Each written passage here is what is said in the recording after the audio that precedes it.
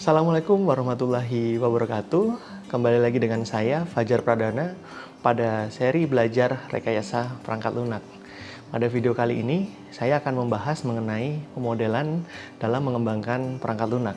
Pemodelan perangkat lunak selain berguna untuk melakukan dokumentasi perangkat lunak, juga berguna untuk memudahkan koordinasi dan komunikasi dengan pihak-pihak yang terlibat di dalam pengembangan perangkat lunak. Pihak-pihak tersebut adalah stakeholder, pengguna langsung, klien, maupun tim internal developer itu sendiri, mulai dari analis, desainer, programmer, sampai dengan tester.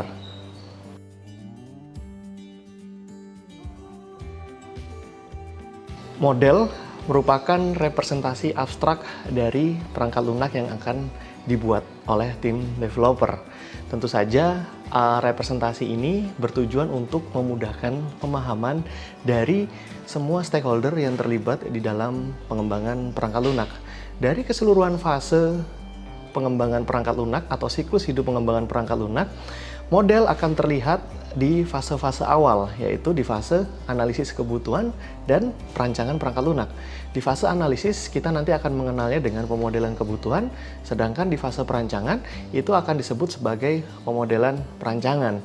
Pemodelan kebutuhan ini lebih fokus untuk sebagai sarana memudahkan komunikasi analis dengan klien, sedangkan di pemodelan perancangan, ini sebagai media komunikasi antara desainer dan implementator, programmer dalam hal melakukan implementasi hasil desainnya.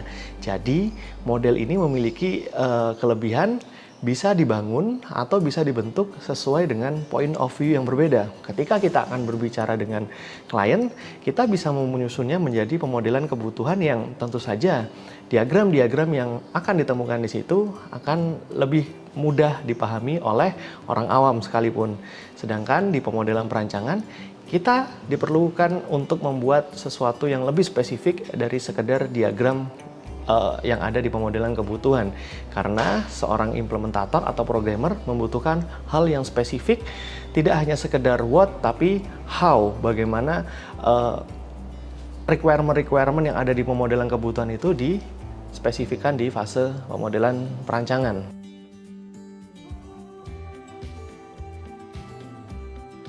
Jika berbicara mengenai pentingnya melakukan pemodelan ini sendiri di dalam pengembangan perangkat lunak, saya akan coba menganalogikan pentingnya model itu sendiri, namun dengan contoh yang lebih sederhana.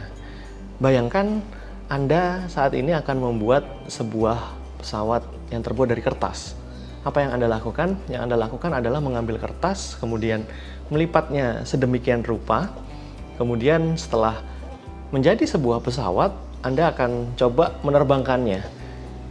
Pada percobaan pertama, ternyata pesawat yang Anda buat tersebut, yang dari kertas tersebut, terbangnya kurang sempurna. Lantas, apa yang Anda lakukan? Anda akan coba membongkar lagi, kemudian mencoba melipat ulang dengan lebih hati-hati lagi, kemudian dilemparkan lagi. Namun, Anda pun merasa kurang puas dengan pesawat yang Anda buat. Lalu, yang Anda lakukan adalah kertas tersebut Anda buang, kemudian ambil lagi kertas baru dengan ukuran yang lebih tebal mungkin, kemudian dilipat kembali dan dicoba dilemparkan. Jadi pada percobaan ketiga ternyata memang hasilnya sesuai dengan yang diharapkan. Analogi proyek pesawat kertas ini coba bandingkan dengan pesawat tempur. Anda akan mendapatkan proyek yang lebih besar, yaitu membuat pesawat beneran, yaitu pesawat tempur. Apa yang harus Anda lakukan? Bisa Anda melakukan pembuatan pesawat kertas tadi, metodenya, lalu Anda terapkan di dalam mengembangkan proyek pesawat tempur. Anda melakukan itu dengan trial dan error, tanpa perencanaan, bahkan tanpa melakukan pemodelan. Hampir dipastikan tidak mungkin. Karena sebenarnya ketika kita membangun proyek yang lebih besar, kita akan melibatkan banyak orang. Itu yang pertama. Tidak mungkin Anda membuat pesawat tempur dilakukan oleh Anda sendiri. Anda membutuhkan tim, begitu banyak tim, bahkan di dalam setiap tim itu akan terdiri dari puluhan bahkan ratusan orang yang bekerja di situ. Anda akan membutuhkan tim untuk membangun wings, sayap dari pesawat tempur, Anda membutuhkan tim yang bekerja untuk membangun kokpit dari pesawat tersebut, Anda membutuhkan tim untuk menghandle yang namanya sistem tempur dari pesawat tempur, Anda membutuhkan tim yang bekerja untuk sisi elektronika dari komputer yang akan menjalankan pesawat tempur tersebut, dan masih banyak lagi tim yang akan bekerja sesuai dengan keahliannya. Itu yang pertama. Kemudian yang kedua, masalah biaya. Pesawat kertas membutuhkan biaya yang sangat sedikit, ya, hanya sebuah kertas saja dibandingkan dengan proyek yang lebih besar. Tentu saja Anda akan berpikir ulang bagaimana biaya yang besar tersebut itu dapat menghasilkan sesuatu yang memang berkualitas. Yang ketiga, itu terkait dengan resiko. Pesawat kertas memiliki resiko yang sangat kecil. Ya, Anda bisa mencobanya tanpa ada resiko sama sekali. Sedangkan pesawat tempur, ketika Anda melakukan itu tanpa pemodelan, ya tentu saja akan berakibat fatal nantinya ketika terbang ternyata jatuh, ternyata memiliki keseimbangan yang kurang sehingga tidak mampu terbang dengan sangat baik. Jadi dari 3 hal tersebut itu kita akan mencoba melihat bahwa model itu akan terasa penting ketika memenuhi 3 kriteria tersebut. Pemodelan pasti akan dibutuhkan. Kita akan membutuhkan model untuk berkoordinasi dengan tim yang bekerja di situ, project yang resikonya tinggi, dan project yang membutuhkan biaya yang tinggi. Nah, sekarang perangkat lunak Anda itu mau Anda posisikan di mana? Di pesawat kertas atau di pesawat tempur? Silahkan Anda yang menjawab sendiri.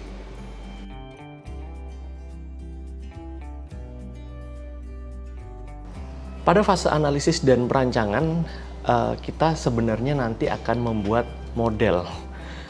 Saya berkali-kali mengatakan model di sini, sebenarnya bentuknya apa? Bentuk konkret dari model sendiri itu adalah diagram. Jadi diagram itu merupakan representasi dari notasi-notasi tertentu untuk memodelkan. Jadi diagram ini sendiri tentu saja bisa digunakan di fase pemodelan kebutuhan maupun di pemodelan perancangan. Bedanya apa di pemodelan kebutuhan dengan di pemodelan perancangan? Kalau di fase kebutuhan, diagram-diagram yang ada di situ itu akan fokus untuk menggambarkan sistem secara what, apa ya, yang sifatnya apa, dan pada fase ini Anda harus mulai berpikir bahwa yang Anda ajak berkomunikasi di fase kebutuhan itu adalah klien, orang awam. Awam di sini maksudnya adalah orang yang kemungkinan bukan berada dari bidang kita. Sehingga Anda membutuhkan nih sebuah model yang mudah dipahami.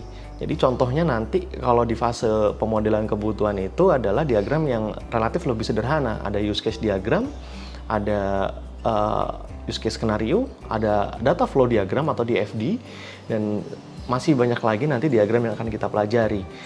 Jadi kalau di fase perancangan justru sebaliknya, Anda dibutuhkan untuk melakukan spesifikasi dari fase pemodelan kebutuhan. Anda harus mentranslasikan itu menjadi diagram yang lebih kompleks ya. Ada kelas diagram, ada sequence diagram, di mana kita akan bisa melihat kelas-kelas apa nanti yang dibutuhkan. Cuman ini sifatnya akan saling ketergantungan ya. Jadi di pemodelan kebutuhan Anda punya diagram, dan itu akan berkelanjutan nanti Anda gunakan sebagai dasar untuk melakukan pemodelan perancangan. Jadi seperti itu kurang lebih yang akan kita lakukan dan kita pelajari nanti di mata kuliah yang akan kita pelajari nanti di pemodelan itu sendiri.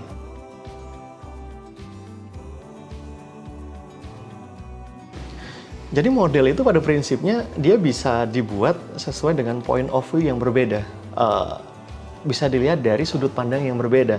Kembali ke analogi pesawat tempur tadi, kalau kita akan membangun pesawat tempur dan kita terlibat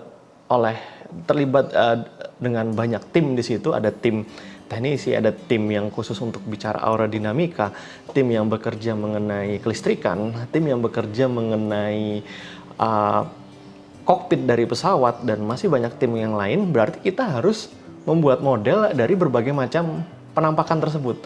Jadi ketika kita berbicara dengan tim yang berurusan dengan kelistrikan, ya sudah, kita akan membangun model atau sebuah diagram yang bisa dibaca oleh tim yang di bidang listrik ini. Sedangkan kalau kita berbicara dengan apa namanya yang berbicara dengan aerodinamika, kita harus membuat model tersebut untuk tim yang bekerja di situ. Kemudian kalau kita berbicara dengan klien kita, sebaiknya mana model yang akan kita tunjukkan? Ya tentu saja ya kita mulai kesampingkan kekompleksan itu tidak lagi berbicara model kelistrikan ataupun model tentang aerodinamika. Tentu yang kita perlu berbicara dengan klien di sini, yang kita perlukan mungkin hanya model tampak luarnya saja.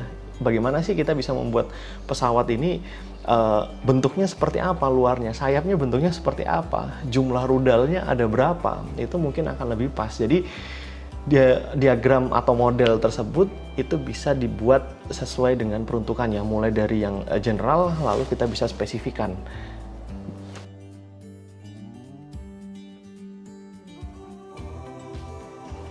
Pemodelan meskipun bentuknya bukan coding, ya, belum terlihat perangkat lunak asli yang akan kita bangun seperti apa, bentuk konkretnya belum terlihat secara utuh. Namun jangan menyepelekan yang namanya pemodelan ini.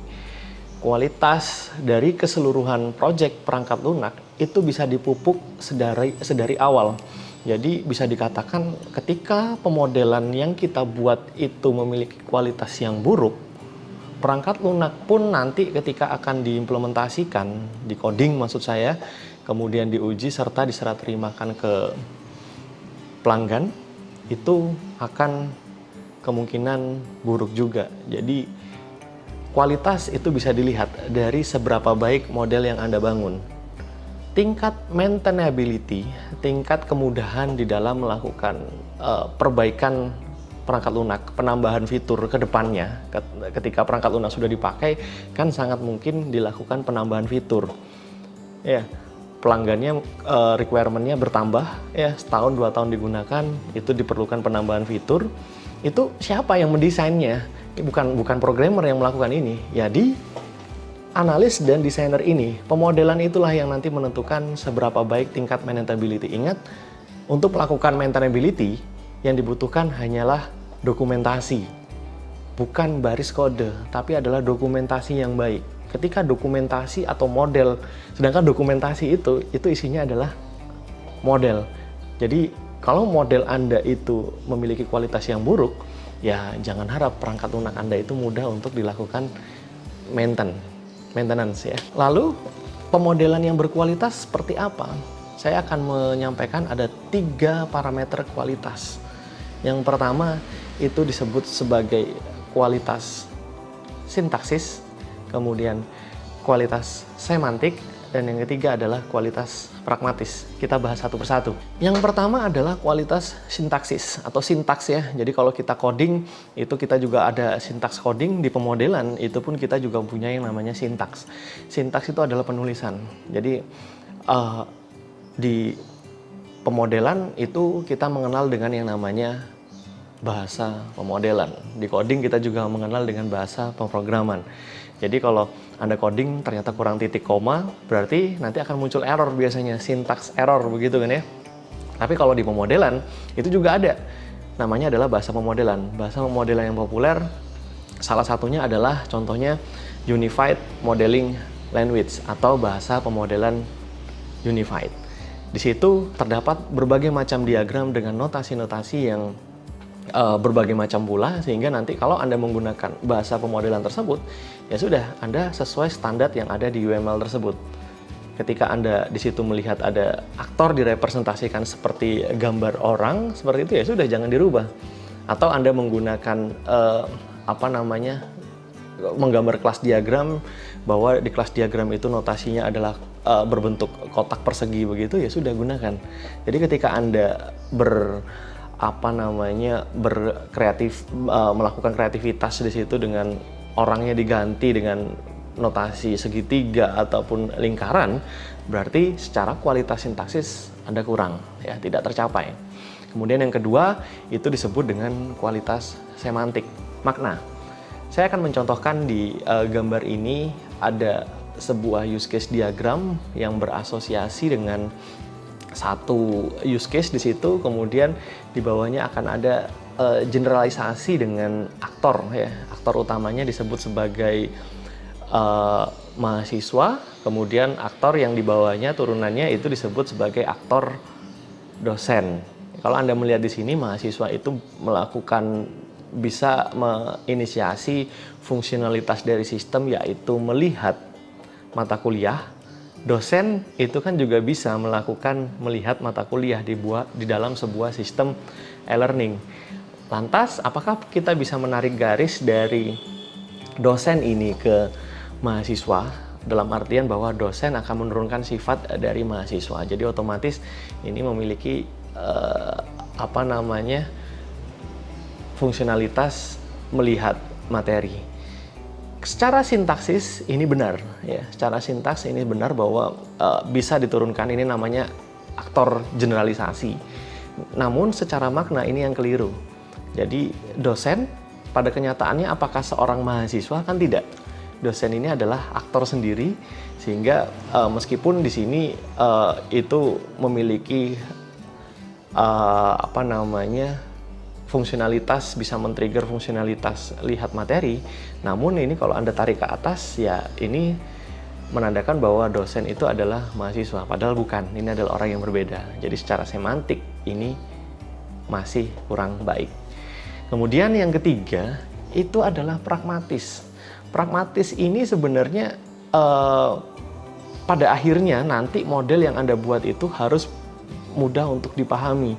Percuma ketika Anda secara sintaks itu betul, kemudian secara semantik itu betul, baik juga, namun nanti secara keseluruhan model yang Anda bangun itu ternyata sulit untuk dipahami oleh yang melihat model, sulit dipahami oleh klien Anda. Tentu saja secara pragmatis ini akan kurang baik, ya. Jadi mana yang harus dipenuhi? Ya, jawaban saya adalah tiga-tiganya harus dipenuhi. Secara kualitas sintaks ini benar sesuai dengan bahasanya, kemudian semantik secara maknanya juga betul, dan yang ketiga pastikan lagi bahwa secara keseluruhan model tersebut harus mudah dipahami oleh stakeholder yang melihat model tersebut.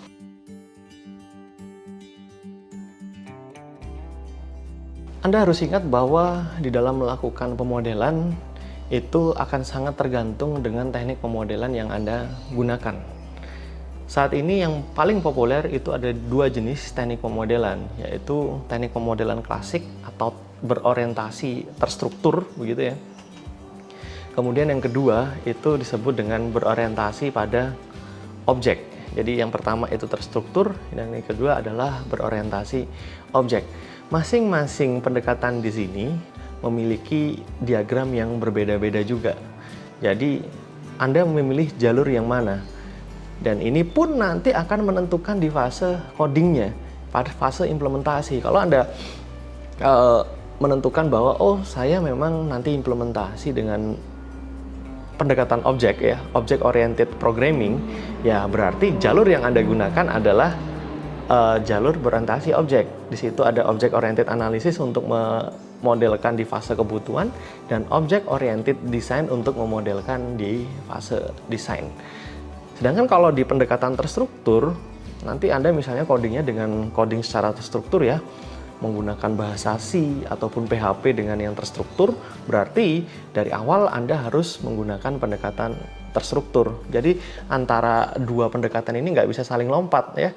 Kalau Anda di awal menggunakan model dengan bahasa pemodelan orientasi objek, ya, ada use case, ada kelas diagram, ya Anda harus ke codingnya dengan OOP.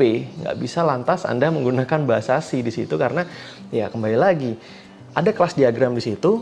Anda harus implementasikan sesuai dengan dokumentasi ini. Akan tidak berguna nanti akhirnya kalau dokumentasinya di situ ternyata tidak bisa diimplementasikan. Traceability itu penting. Saya ulangi, kemudahan untuk menelusuri, maksud saya, dari setiap fase itu akan sangat penting.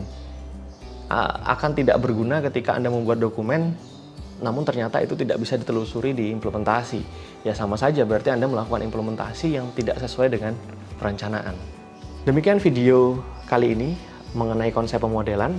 Pada video berikutnya insya Allah nanti akan dijelaskan mengenai diagram-diagram dengan lebih spesifik lagi, mengenai cara menggambarnya, fungsi, serta beberapa studi kasus yang akan diangkat.